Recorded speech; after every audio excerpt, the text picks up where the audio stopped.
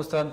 Estamos en estas emisiones de Derecho Fiscal Constitucional y el día de hoy pues un tema igual importante, con algo de novedad porque no lo habíamos visto o muy poco, el tema de las consultas populares. Silvino, ¿cómo estás? ¿Qué tal? Muy buenas tardes, pues aquí estamos pendientes. Pues Silvino, estamos viendo que la Constitución pretende reformarse nuevamente en esta administración. Habíamos comentado que incluso otra vez está el proyecto o está la propuesta de una nueva Constitución y que además tardar en esta administración finales, pues que nos van a sorprender con una nueva Constitución. Vamos a ver en qué términos.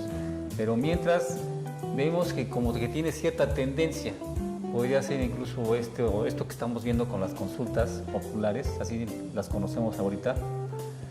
¿Cómo podría ser incluso a lo mejor esa reforma de la Constitución nueva o futuras reformas a la Constitución actual?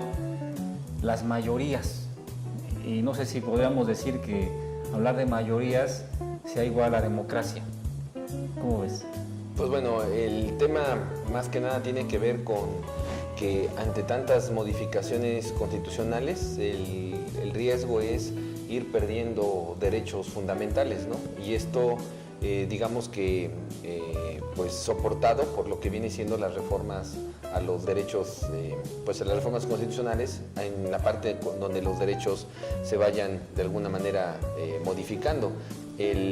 Un tema que valdría la pena poner en análisis, y bueno, ahí está en la mesa, digamos, es la reforma del 14 de marzo, ¿no? De hace unos días, hace unas semanas, aquí en México, de la reforma constitucional del artículo 22 constitucional, que por ejemplo habla de la extinción de dominio. Cuando habla de la extinción de dominio, está aumentando delitos para esta posibilidad de que se aplique el tema de la extinción de dominio. Entonces, si se implementa esa reforma constitucional, la pregunta es, ¿está otorgando más derechos o disminuyendo derechos? Es decir, cuando se incorpora, ¿no?, un delito más para determinar que en estos puede existir la aplicación de la extinción de dominio, se podría sostener que se están ampliando los derechos o se están disminuyendo los derechos, ¿no? En el caso de lo que es pues vamos a pensar para la víctima, en el caso de la persona que está siendo afectada por esa ley de extinción de dominio, y en el caso de la persona que digamos cometió ese delito. Entonces,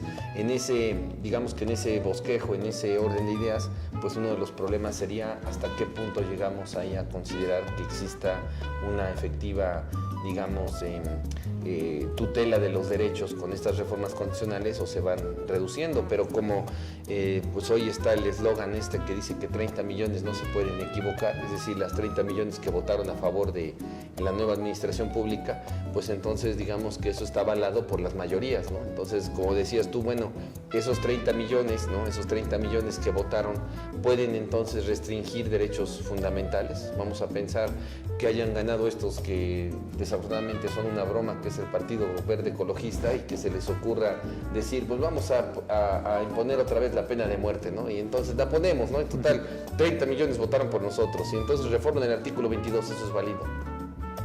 Y pues es evidente que ese es uno de los grandes problemas, y lo que tenemos que resaltar de que pudiera darse con muchas modificaciones que a veces no son modificaciones democráticas, sino que digamos que son así como que generalizadas, y como que así en términos digamos, ¿cómo diré? Pues así como que al ahí se va, o al acarreo, o a la, vaya, perdón la palabra, pero a la calentura de hacerlo, ¿no? Entonces, nada más por hacerlo, el mero impulso, digamos, ¿no?, de llevarlo a cabo, pues esto representa precisamente pues todas esas modificaciones que al final permean en el sistema jurídico y permean en lo que pues estamos viviendo todos los días, ¿no?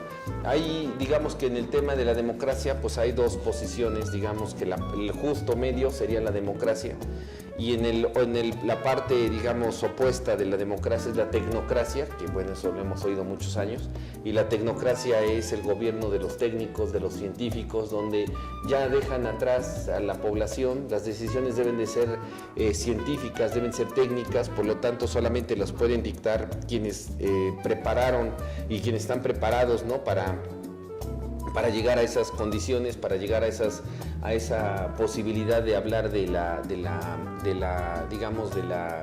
de las decisiones políticas, pero venidas de la ciencia, de la tecnología, de las universidades, muy bien preparadas, estructuradas, pero sin oír a la población.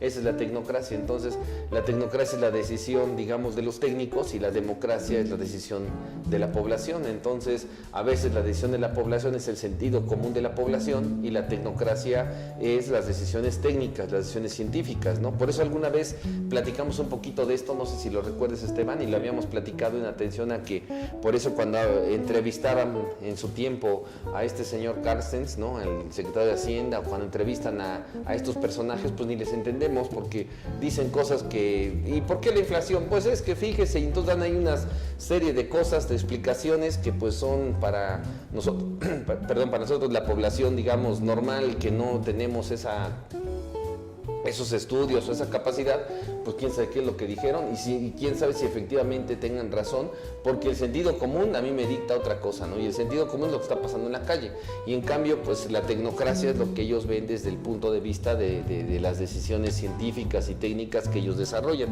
Entonces la democracia, digamos que está de un lado la tecnocracia, ¿no?, que es esta decisión técnica, de estas decisiones ya estructuradas y tal, y del otro lado está la oclocracia, y la oclocracia, ¿no?, que lo dice ahí un autor, Enrique Dussel, que vale la pena que vean ustedes los textos de este autor, vive en México, argentino, ¿no?, un filósofo.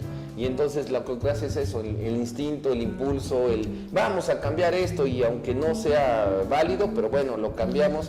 Alguna vez hubo aquí un presidente municipal que dicen, aquí en Puebla, que dicen las malas lenguas, que de repente tomaba las decisiones porque la población se le venía encima, y entonces, sí, mañana está el pavimento. Oye, pero tienes que hacer una licitación, tienes que hacer eso. No, ahí pónganse a pavimentar, ¿no? Y entonces todas esas decisiones así como que, oye, pero estamos pavimentando y no hay drenaje, pues ahí después vemos, pues qué pasa, pues hay que romper después, o sea, pero bueno, ya la gente dice, pues ya van a poner pavimento, y la gente está contenta, y la calentura del momento y lo que tú quieras. Bueno, esa es la oclocracia, es decir, el impulso nada más así mediático de las mayorías, de nada más por quedar bien, ¿no?, que no es pensado. Entonces tenemos de un lado la democracia, de otro lado esta oclocracia, y de este otro lado la tecnocracia. Entonces lo que hay que, digamos, apelar en un Estado constitucional de derecho, pues es esa posición de lo que viene siendo prácticamente pues esa parte fundamental que tiene que ver con el tema de la democracia, ¿no? Que la democracia sea como que el mediador entre este extremo y este otro extremo.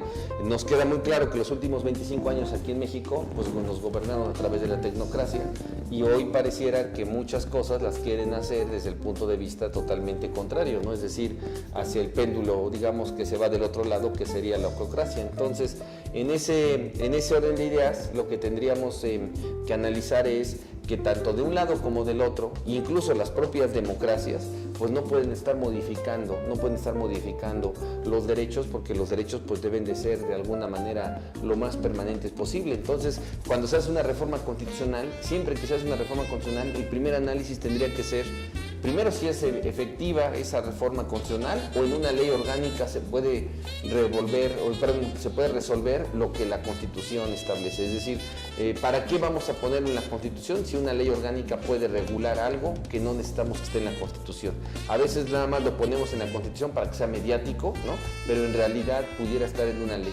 Y luego el otro tema es, la otra pregunta que se habría que hacer, si es que es idónea esa reforma constitucional, es si esa reforma constitucional está restringiendo derechos, porque posiblemente esté restringiendo derechos. Entonces, toda reforma constitucional que restrinja derechos, pues entonces habría que ver si esas democracias pueden restringir esos derechos, pensando que la democracia pues no puede acabar con las minorías. Es decir, la democracia, una de sus reglas es que siempre se mantengan las minorías, ¿no?, porque apelemos a que esas minorías algún día se vuelvan mayorías, ¿verdad?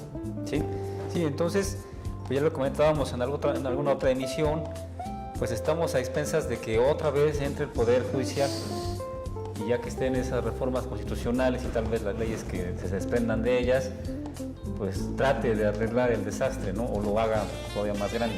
Sí, ese es otro problema. Entonces, es lo que vamos a ver en futuros años, ¿no? Claro. Con esto que estamos empezando a vivir, que sí se nota el cambio. no lo habíamos visto. Eso de las consultas, lo acabas de decir, era desde las cúpulas, ¿no? Desde los que saben. Ellos decían, se va a hacer esto y esto. Pero la gente de a pie pues, ni sabe. Y como no sabe, pues igual para qué se entera, ¿no? Ya nada más que se aplique. Que viva y trate de ser feliz, ¿no? Así es. Pero ahora sí nos dan oportunidad, ¿no? Cuando menos de conocer, ¿saben qué? Pues el aeropuerto, fue igual controvertida la cuestión, ¿verdad? Que bueno, pues yo para qué voy a manifestarme, pues ni he entrado a un aeropuerto en mi vida. Y a ese, pues quién sabe cuándo me va a tocar y entonces, no, pues para el todo. Ahora, dices tú, las mayorías, 30 millones. Oye, en México, aquí en el país somos 120 aproximadamente, ¿no? Y fuera de las fronteras hay otros 40, somos 160 mexicanos, 160 millones de mexicanos en total. Y lo vimos apenas recién en el mes de marzo.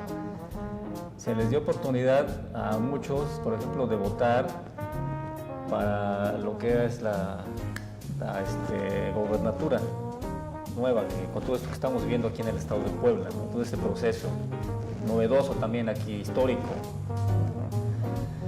¿no? Y se les dio oportunidad a que se manifestaran los que estaban fuera de las fronteras.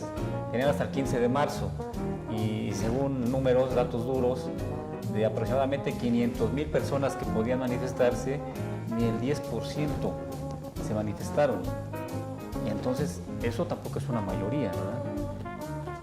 Entonces, pues no sé, se pone un poquito así como que en duda, ¿no? Realmente del total de la población que lo puede hacer, pocos lo van a hacer. Pero más sin embargo, esa ya es mayoría, ¿verdad? Podría ser mayoría. Y entonces se reduce, a eso voy, ¿no? Sí, claro. Se reduce. De 160 millones, realmente ¿cuántos van a decidir? Ni el 10%, eso ya no es una mayoría.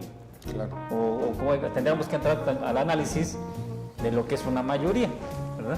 O hacer ahí algunos estudios de temas matemáticos, de probabilidades, ¿no? Así es, ¿no? Para saber en qué sentido y cuándo justamente es una mayoría. El tema está muy sencillo, el asunto es que pareciera que el sistema no funciona, ¿no? O sea, no funciona porque no hay una participación efectiva en estos casos.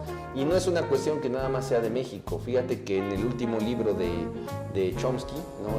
el filósofo lingüista norteamericano, algunos están a favor de él, algunos otros en contra. Dentro de lo que él analiza en el último libro, que son una serie de entrevistas que le hicieron, él hace mención exactamente de lo mismo, pero para Estados Unidos. Dice, ¿cuántos participan efectivamente en las votaciones en el sistema norteamericano? Dice, en realidad, los que participan es el 25% más o menos de los que en realidad deberían de participar. Entonces, lo que significa es que es un sistema que no permea hacia la población, es un sistema totalmente mediático y totalmente controlado, porque pues finalmente allá también existen solamente dos partidos políticos, y de esos dos partidos políticos, pues dice, la gente no se ve representada en esos dos partidos políticos, porque finalmente muestra de eso pues es la poca participación que hay en las elecciones, ¿no? Entonces, un tema que normalmente, si nosotros lo vemos, nos hace así como que shock, porque pensamos que todo el mundo participa allá, y en realidad pues él está haciendo mención de que es un sistema que no está funcionando. Entonces, el asunto de los plebiscitos, de las consultas, el asunto de ir a votar, yo creo que es un sistema totalmente de la oclocracia, es decir, que vaya la bola, que se vea la gente formada, y que ¿no? Entonces, como que es un tema que creo que ya pasó de moda. Yo creo que el tema ya no tiene que ver con eso.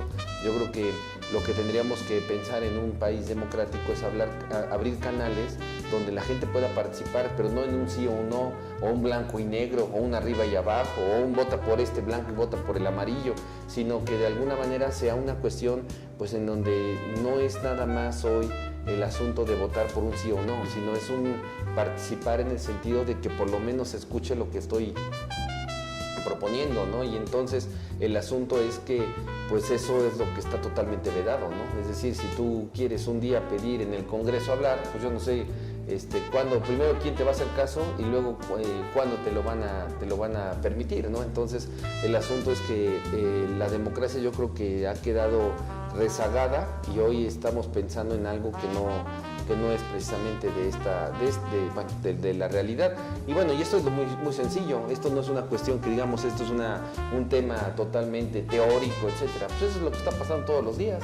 Hoy, ¿qué es lo que sucede, por ejemplo, en la materia fiscal? ¿Qué es lo que pudiéramos más o menos ver los efectos, ¿no? La firma electrónica, los medios electrónicos, los portales del SAT, y que si ya se cayó el sistema y nadie dice nada de que no funciona el sistema del Tribunal de Justicia Administrativa. Hay hasta una sanción a los que dieron la concesión, están inhabilitados a nivel federal para licitar porque dieron el programa incorrecto, el programa no funcionó al principio, y el pobre tribunal tuvo que ver cómo le hacía, me imagino que puso un diurex, unos diablitos o algo ahí para que funcione. Entonces digo, pues eso finalmente, si estamos viendo que todos estos medios no están funcionando, ¿por qué los seguimos manteniendo, no? Porque hay cosas que siguen en las leyes, siguen aplicándose cuando finalmente eso no funciona, ¿no? Un ejemplo de ello es, por ejemplo, el envío de la contabilidad, de cuántos contribuyentes efectivamente lo cumplen. La autoridad ya mejor ya ni manda requerimientos de eso, ¿no? Lo mismo que de la ley antilavado. En la ley antilavado, si vemos, pues la interpretación de la ley cuesta muchísimo trabajo.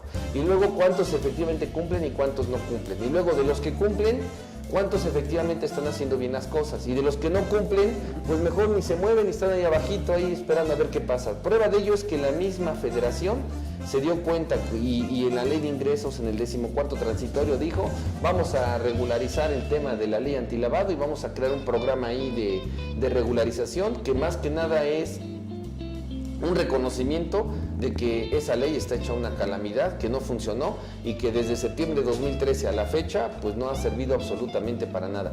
Y ha sido mediática porque pues mandan visitas de inspección, requerimientos, y andan multando ahí a los pobres contribuyentes que medio trataron de cumplir, de los que ni se dieron cuenta que había que cumplir, de los que agarraron mal parados, y con eso están justificando que están aplicando la ley. Entonces el asunto es que al final del camino todo este tema que estamos platicando de la democracia no es una cuestión, pues digamos así, que sea de pérdida de tiempo, sino demuestra que finalmente el sistema, si no es democrático, pues entonces la autoridad hace lo que quiere, los particulares cumplen lo que pueden, y lo que no pueden, pues como tú decías alguna ocasión, pues ya mejor ni me preocupo, y pues ya a ver qué pasa el día que pase, ¿no? Entonces el asunto es que vivimos en una impunidad precisamente por esa situación espantosa, y eso representa, pues ya no es nada más una inestabilidad o una falta de crecimiento del país, que era lo que decíamos algún tiempo. Hoy lo que está representando, y lo que comentamos ya alguna otra ocasión, pues es muertes, desapariciones, delitos, descuartizados, bueno, ya una cuestión, la verdad, a punto de ser más que grosera la situación que está viviendo el país. Sí, exactamente. Vamos a la primera pausa y regresamos enseguida. Escuela de Contabilidad es un programa de estudio exhaustivo basado en los planes universitarios de las mejores instituciones del país, apoyado en tecnologías de la educación y presentado en una de las mejores plataformas para educación a distancia que existen en todo el mundo. Escuela de Contabilidad está diseñada para varios perfiles, tanto para quien desea vivir de la contabilidad y empezar a hacer de ella una herramienta de trabajo, como para quien ya vive de la contabilidad y desea aprender más. De igual manera, Escuela de Contabilidad está diseñada para empresarios y emprendedores que desean dominar esta área tan importante de los negocios y las empresas. Quien curse Escuela de Contabilidad será capaz de registrar en contabilidad las operaciones de todo tipo de entidades, sean personas físicas o personas morales, independientemente de cuál sea su giro, ya sea industria, comercio, prestación de servicios, arrendamiento o cualquier otra actividad. Además, después de cursar Escuela de Contabilidad, no solo será capaz de registrar las operaciones contables, sino también usted será capaz de interpretar de manera profesional la información financiera para que los diversos interesados puedan tomar las decisiones más acertadas. Escuela de Contabilidad ha sido desarrollada con metodología de vanguardia en educación a distancia y con fundamentos de andragogía.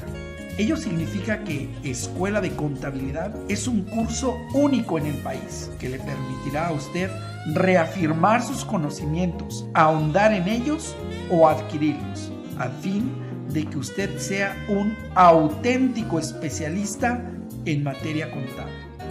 Al concluir sus estudios, usted recibirá una constancia con valor curricular. Inscríbase ya y aprenda en la mejor escuela, Escuela de Contabilidad. Estamos de regreso con el tema de las consultas populares o las mayorías. Estamos comentando qué tan conveniente es que algunas mayorías tomen algunas decisiones y en ese proceso incluso tal vez se restrinjan algunos artículos, algunos derechos, ¿no?, que nos protegen actualmente. Pero ¿qué dice al respecto en este caso la doctrina, Silvino? Si es un tema novedoso, ya existía, o como decías en el bloque anterior, pues ya más bien está pasado de moda y lo quieren otra vez así como que volver a traer, renovado, ¿verdad? Pero ¿qué va a pasar? ¿Qué dice la doctrina al respecto? Bueno, diríamos que eso es un tema que ha vivido mucho tiempo, ¿no? Que es un tema más que nada actual para nosotros, ¿no? Hoy por la propuesta de modificar la Constitución, la propuesta de cambiar algunas disposiciones legales, ¿no? La propuesta de hacer muchos cambios, ¿no?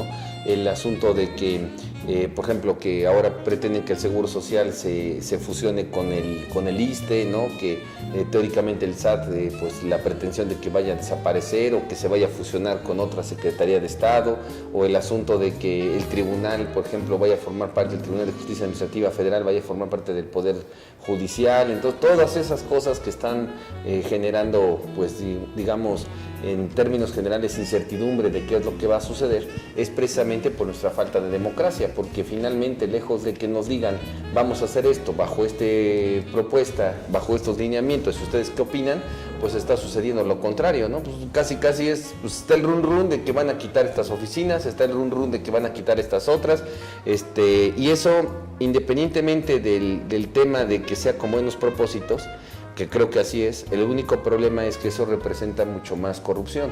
En realidad yo creo que no es una forma de combatir la corrupción, es una forma de incrementarla, porque mientras la propuesta sea mediática de que estamos combatiendo la corrupción y tal, y que estamos corriendo oficinas y cerrando oficinas, y ya cambiamos a todos los de la aduana, por ejemplo, ¿no? El personal de la aduana ya lo sustituimos y etcétera, pues en realidad lo que está provocando es una serie de incertidumbres para la población, y al final habría que ver si efectivamente están combatiendo la corrupción o solamente es mediático, porque las grandes cúpulas, pues digamos que siguen cometiendo los mismos actos de corrupción y no pasa absolutamente nada.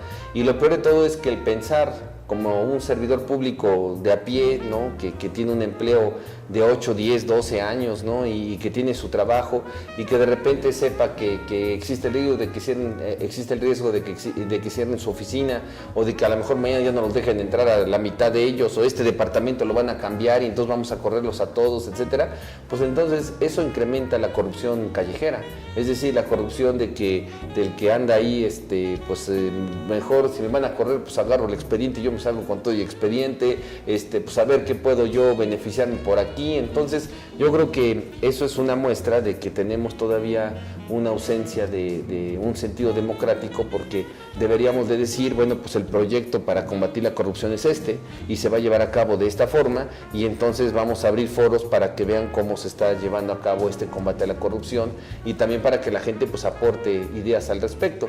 Pero hoy pues pareciera que todo está en veremos, y por eso pues vemos cómo, lejos de que la corrupción se vaya disminuyendo, pues bueno, no sé tu sentir, pero pues cada día las cosas se ponen peor en ese tema, y pues nadie hace absolutamente nada, ¿no? Y eso repercute pues precisamente en la Constitución, repercute en nuestros derechos, repercute en el propio sistema jurídico, y repercute en en el problema de que todo mundo haga pues lo que quiera, y que finalmente pues la ley no sirva absolutamente para nada. Entonces, el evitar que todo esto se haga, pues es a través de leyes secundarias, no a través de reformar la Constitución, porque cuando reformamos la Constitución corremos el riesgo de que se vayan reduciendo esos derechos. Y como tú decías, en materia, digamos, de la academia, de la teoría, pues se establecen que si los derechos fundamentales, ¿no? Y así lo dice la doctrina, si los derechos fundamentales son propiedad de los muertos o propiedad de los vivos. Si son propiedad de los muertos, significa que nosotros como vivos no podemos modificar esos derechos, y si los derechos fundamentales son propiedad de los vivos, pues entonces sí podemos modificarlos, ¿no? Entonces, como que esa es la duda que existe, y bueno, pues para eso se ha sostenido que precisamente pues los derechos fundamentales son propiedad de los muertos, porque si ya se logró, si ya sucedió, si ya se presentó, pues entonces ya no necesitamos estarlo modificando o estar hablando otra vez de lo mismo, ¿no? O estuvo de moda o ha estado de moda ahorita nuevamente el tema de la reelección, por ejemplo, ¿no? Pues la reelección ya no es tema de debate, porque la reelección generó la Revolución Mexicana, ¿no? Y la Revolución Mexicana causó 2 millones de muertos. Entonces, volver a hablar de que vamos a hacer la propuesta de reelecciones es como decir, esos 2 millones de muertos de hace 100 años ya ni nos interesan, ¿no? Y en realidad es que el país, el sistema jurídico avanzó para limitar los derechos, para limitar la reelección y para que de alguna manera pues sea un derecho de los particulares el que no se reelijan las propias autoridades, ¿no? Porque si no es como si no hubiera pasado nada y bueno, pues a veces si no aprendemos de la historia pues nos va a volver a pasar lo mismo y es precisamente el poner en debate este tema, ¿no? Entonces el asunto es muy claro, ¿no? Si seguimos este ejemplo de la reelección, pues está muy claro que eso ya ni siquiera debía de estar a debate, ¿no? Porque sería como que olvidarnos de esos 2 millones de muertos de la Revolución Mexicana, cuando aquí en México sabemos, ¿no? Por nuestra idiosincrasia, nuestras costumbres, nuestras tradiciones, que la reelección no debe de existir. Entonces, el tema es que los derechos fundamentales, desde el punto de vista de la doctrina, pues teóricamente no deberían de estarse de alguna manera modificando, porque eso diría que son propiedad de los muertos, no podrían estarse limitando o restringiendo. Incluso pues uno de los autores más conocidos actualmente y de los que más emblemáticos son, ¿no? Que es Luigi Ferrajoli, habla de la esfera de lo indecidible, ¿no? Y él dice, bueno, es que hay una parte que las democracias no pueden tocar, y esa parte que las democracias no pueden tocar, pues es precisamente los derechos fundamentales, ¿verdad? Sí. Y el otro detalle que podemos percibir en este tema de las mayorías es quién propone tal o cual decisión, porque no nace de las mismas mayorías. No nos juntamos en grupo y decimos, deberíamos proponer que, por ejemplo, ya no se envíe la contabilidad en el caso de los contribuyentes o los empresarios. Muy difícilmente lo vamos a poder ver, ¿verdad? Y pues cada quien hace lo que puede y cada quien se defiende como puede cuando le toca enfrentarse a la autoridad, ¿no? Entonces alguien propone, y son temas además como que muy generales, ¿no? O muy dados también con cierta tendencia, y que se pretende en este caso a lo mejor avalar una decisión que, como hemos visto, pues ya está previamente incluso tomada, ¿no? O sea, ¿para qué lo sometemos? Pues si ya estaba tomada la decisión. Nada más era para qué, para hacerlo mediático o para nada más pues avalar algo que ya de por sí se iba a dar, ¿no? Y además a lo mejor con resultados esperados. Claro.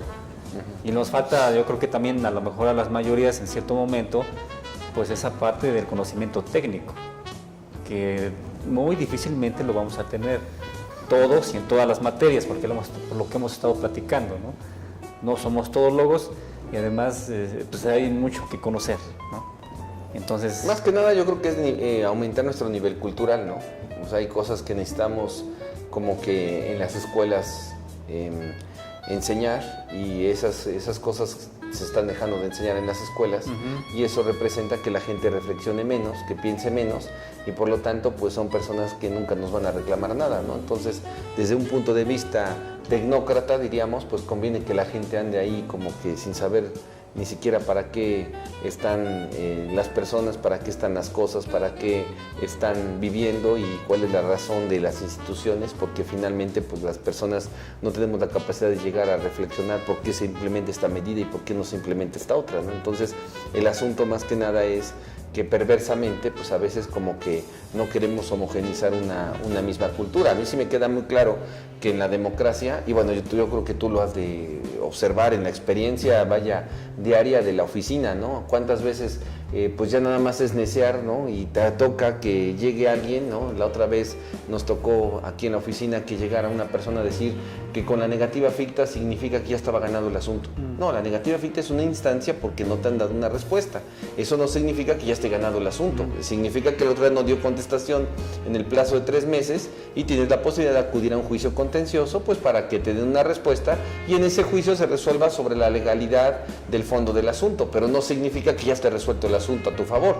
Y bueno, el pensar que haya gente que diga que con la negativa ficta ya está ganado porque la autoridad se le pasaron los 3 meses y entonces ya existe una especie como de positiva o afirmativa ficta cuando no existe, pues eso es un nivel cultural, digamos, muy bajo, no sé si me estoy explicando. Sí. Y en este ejemplo absurdo es precisamente lo que está pasando en el país, ¿no? ¿Cómo puedes homogeneizar lo que pida la población si la población está culturalmente, con todo respeto, pues diseminada en muchos bloques y que al final pues no puedes exigir algo porque al final ni siquiera la gente sabe lo que existe y no sabe lo que va a pedir porque a lo mejor ya existe y ni siquiera se ha enterado, o bien lo que va a pedir ni siquiera sabe cuál es el alcance de lo que está pidiendo por esa falta de homogeneización cultural para que mantengamos, digamos, un mismo nivel, ¿no? Es como en las primarias que te enseñan el inglés y pues uno les pone el inglés avanzado y otros nos ponemos en el básico y otros estamos abajo del básico, ¿no? Pero bueno,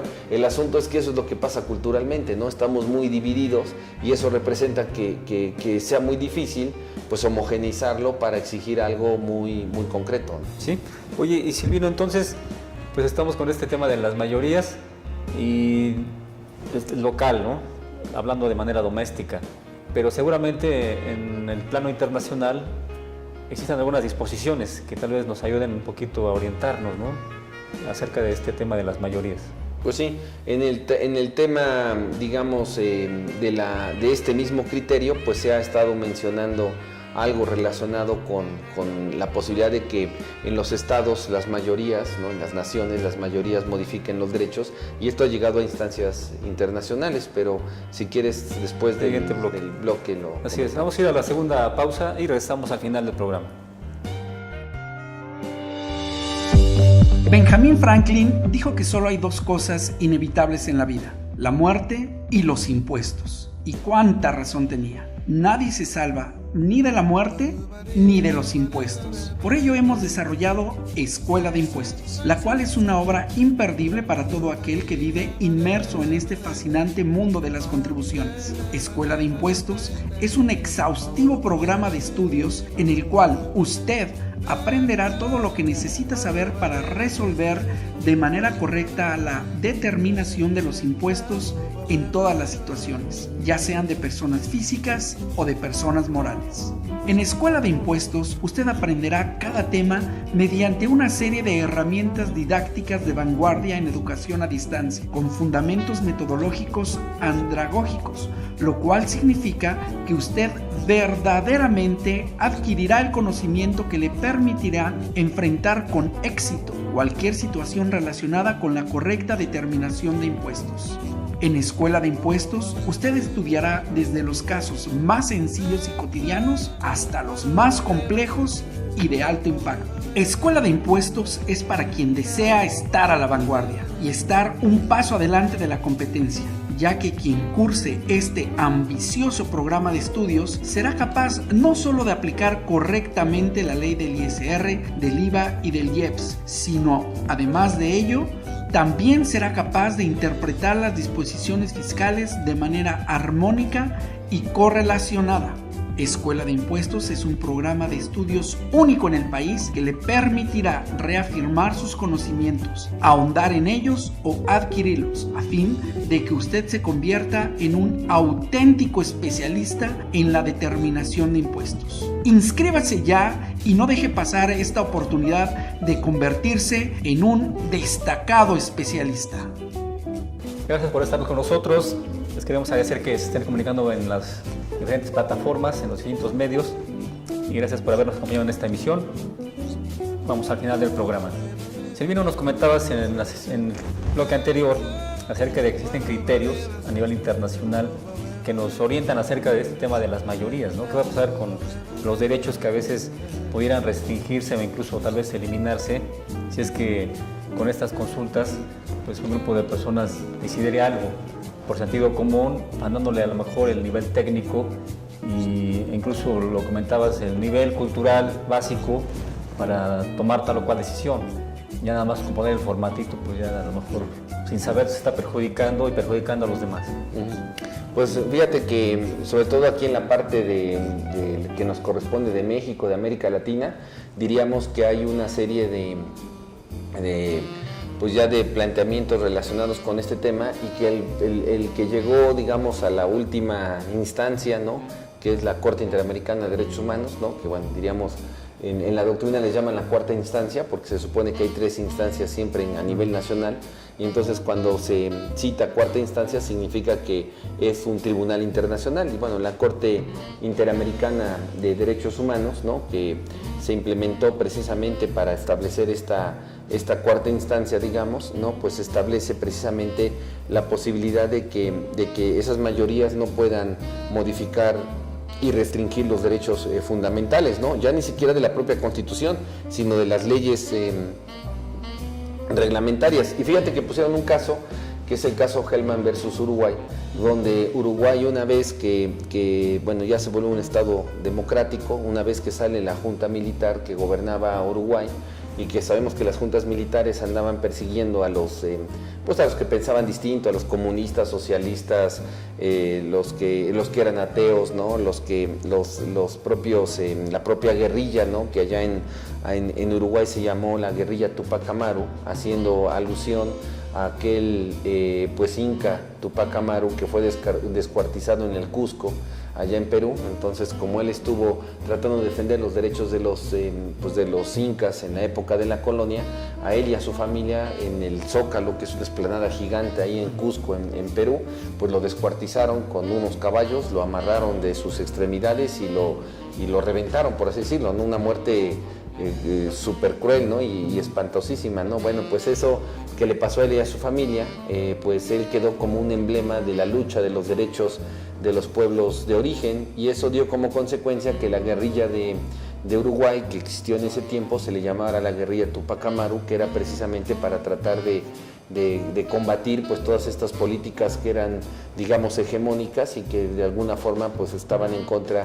de estos partidos y de estos pensamientos pues socialistas, comunistas y tal. Entonces pues el ejército, y digo, hago mención de todo esto porque entonces el ejército uruguayo pues se dedicó, la policía pues se dedicó a buscar la forma de desaparecer a estas personas, matarlas, etcétera, y eso dio como consecuencia que cuando entró el nuevo gobierno pues implementaron una ley de amnistía, que es una especie como que de perdón a todas las personas, ¿no?, una amnistía para perdonar a todos, y con sus reglas desde luego, ¿no?, pero esa ley de amnistía pues fue nombrada democráticamente, ¿no?, es el que la puso, la propuesta la hizo un gobierno que ya era democráticamente gobernado, y aparte, nombrado, perdón, y aparte pasaron 2 plebiscitos, lo que tú le llamas, bueno, lo que llamamos aquí a las consultas populares, allá, bueno, esos plebiscitos apoyaron esa ley de amnistía, y entonces pues en este caso Hellman versus Uruguay, pues resulta que estas personas que se vieron afectadas porque mataron a los papás, que daban nada más una menor, que una apropiación ahí de menores,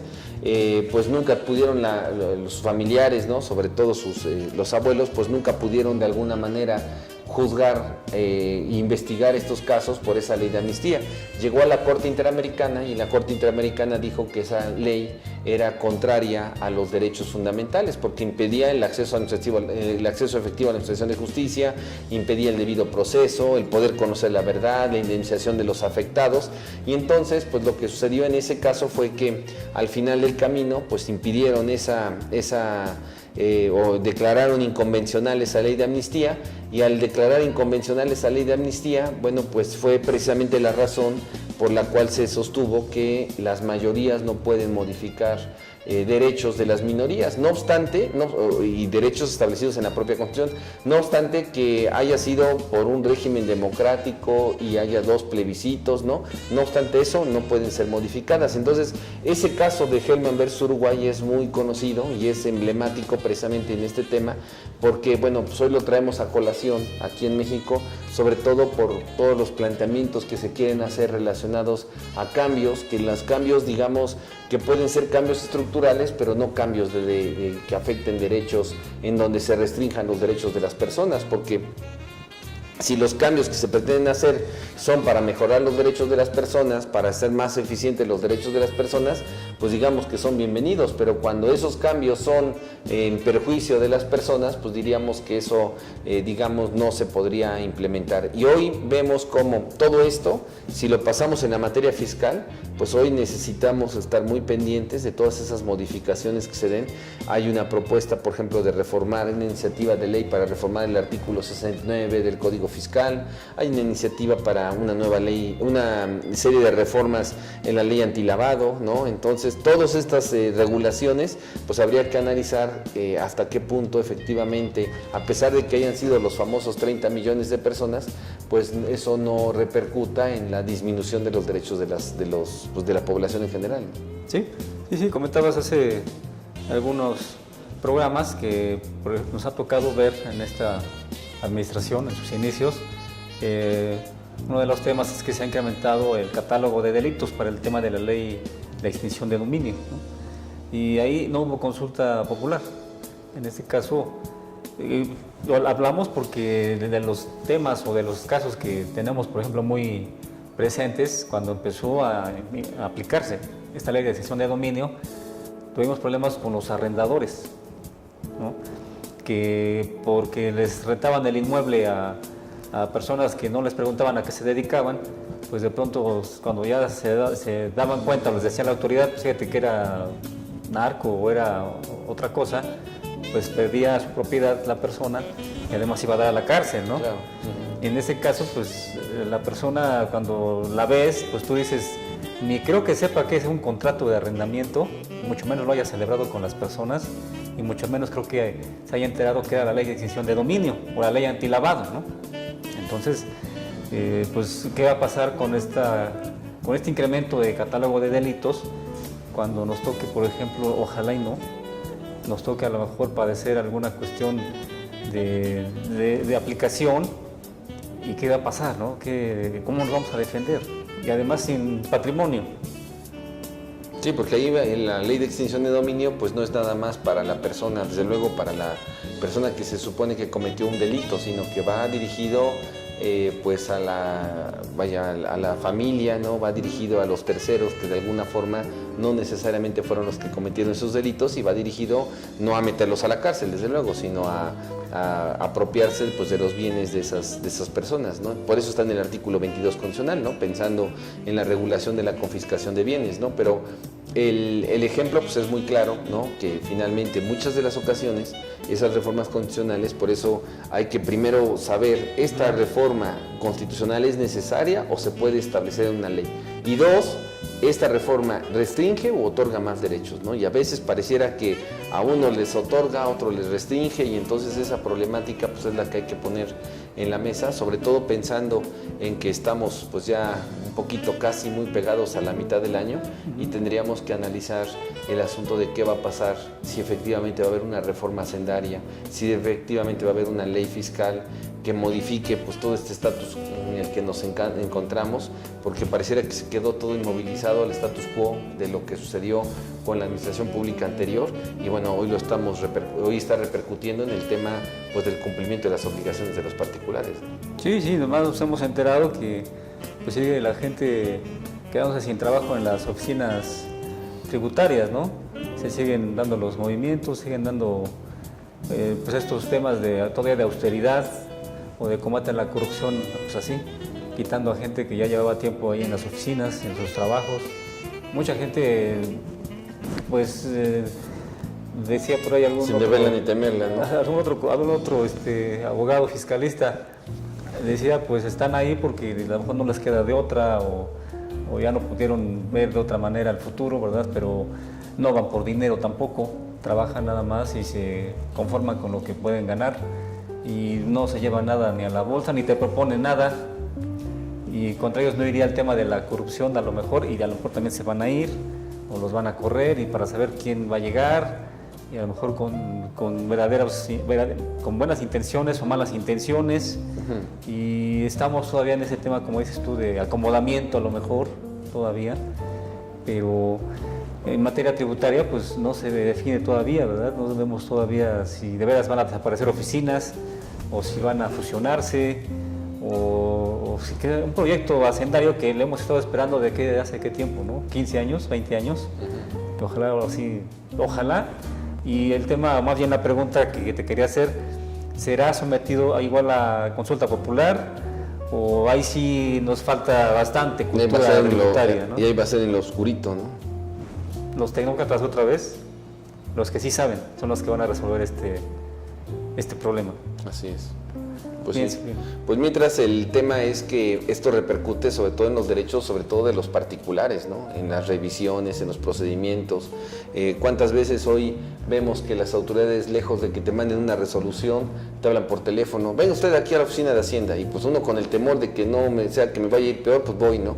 Y lo que antes era una notificación formal donde te digan lo que hay que hacer, el seguimiento, etcétera, pues hoy es mejor así, ahorrándose el trabajo de cumplir con el principio de legalidad, y pues ahí te hablo y ahí te digo que faltó esto, y integra el documento y te faltó este papel y tal. Algunos dirían, pues eso está mejor porque es más efectivo, pero ¿y la seguridad jurídica?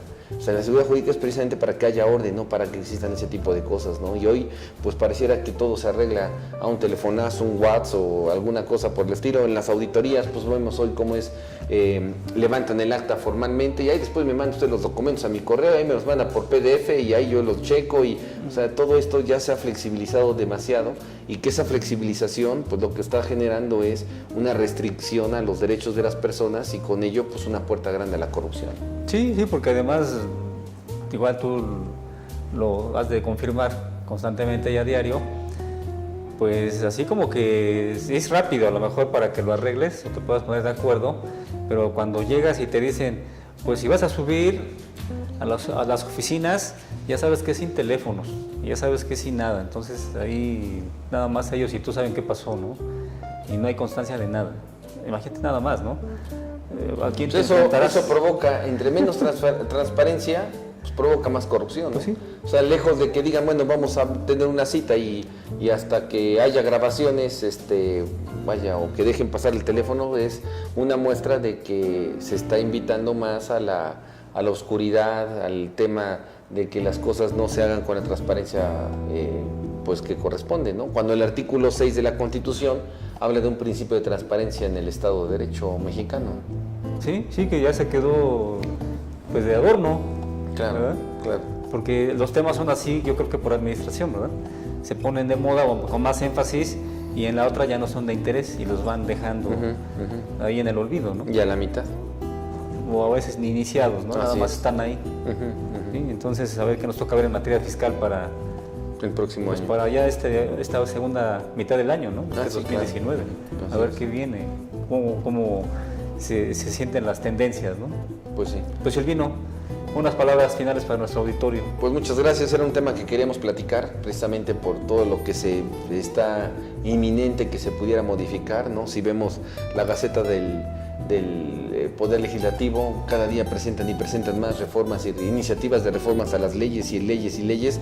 Habrá que ver cuál de ellas efectivamente funciona, pero bueno, a lo que voy es esas disposiciones, incluso reformas constitucionales, pues teóricamente, ¿no? Y ya desde el punto de vista de esta parte, de esta sentencia de Hellman versus Uruguay, pues teóricamente no pueden modificar los derechos fundamentales de las personas. Entonces, pues ahí es donde tenemos que ser muy puntuales para esa situación. Así es. Pues gracias amigos por haber estado con nosotros. Cuídense mucho. Hasta la próxima.